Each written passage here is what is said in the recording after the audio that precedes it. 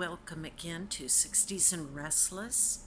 I thought I'd talk a little bit about riding Amtrak during this post COVID pandemic situation because of the restrictions, and people might not be aware of what it's like. And if you're, getting older and you're wondering if a train ride might be a good thing for you, a little getaway right now, I recently went and I thought I'd share my experiences a little bit. In the past, I have done mostly coach this time, partly because of the pandemic situation, but also just because I really wanted a good night's sleep.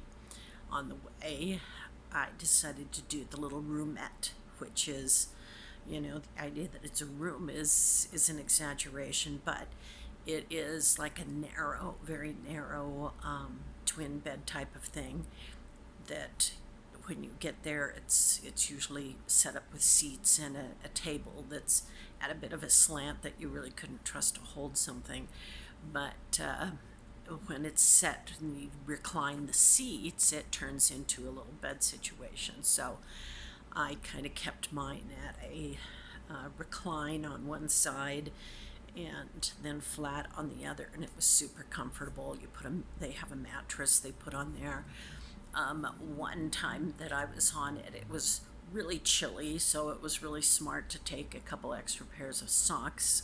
It's summer, so I knew I wouldn't need them on my trip, but on the train, I thought I might need them. So it's always good to take something to keep you warm. I should have taken a blanket on the way back. I did bring a blanket, but then I didn't really need it because it was much warmer on that train. So go figure, you're never sure.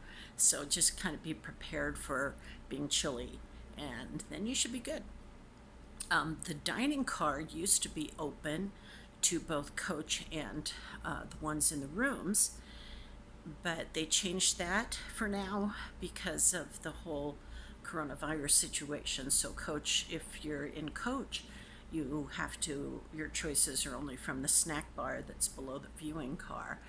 But the great thing about Amtrak is you can just pack stuff in your own bag and with ice and whatever, and you can just take that on and keep that. And in coach right now, if you travel solo, you don't have to share.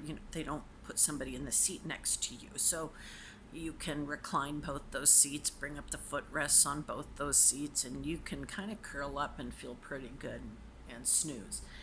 Um, Also on Amtrak, of course, you can always ask for a cup of hot water if you have a cup of noodles or an oatmeal pack or something like that. And you can also always go get a cup of ice to add to whatever beverage you brought if you bring your own things.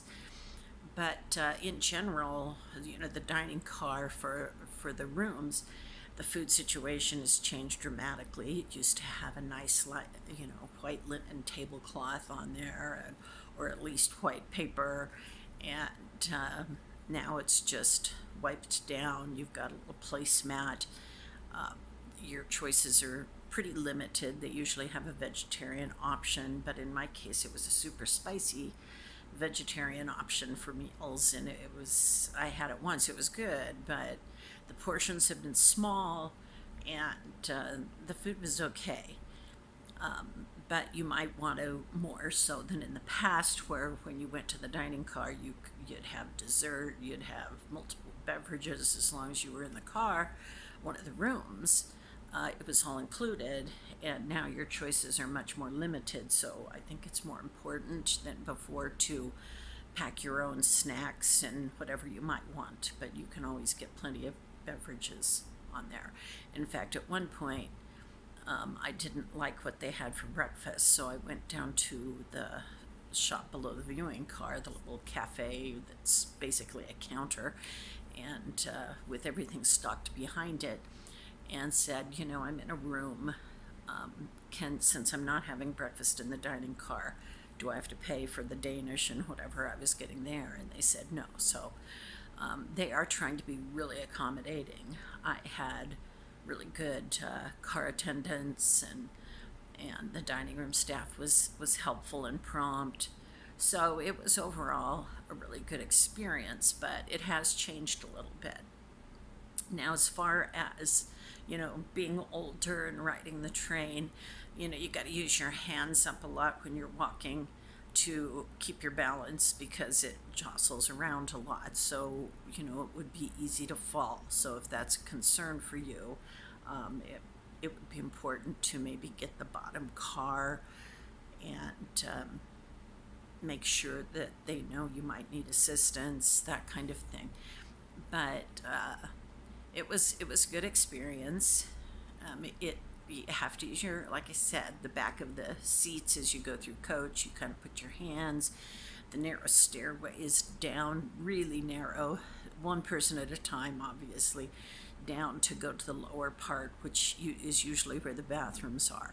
I was glad that in the roomette I had on this top floor, top part of the train, there was also the restroom was on that same one, so I didn't have to go down the stairs as much as I'm used to having to go down. But they'll help you get your luggage up. In the roomette, um, there's all kinds of hooks to hang things on. You've got light switch to be able to read. You can turn it at night, the overhead lights, you can turn to a blue light or turn them completely off. You close up all your stuff. It's nice and dark for sleeping. I really slept well on my way home. So I highly recommend it, but if you're concerned about the falling, just be prepared. You're going to have to use your hands a lot to keep your balance when walking around because it really does jostle a lot. But as far as comfort, the coach seats are really comfortable. They recline. You can really snooze well there. And the roomettes, there you get the privacy, and that's kind of nice. So if you decide to go on Amtrak, that's what I'd expect for the whole change of things right now, post-COVID world. And I don't know if they'll go back or not, but just be prepared that things are a little different than they used to be.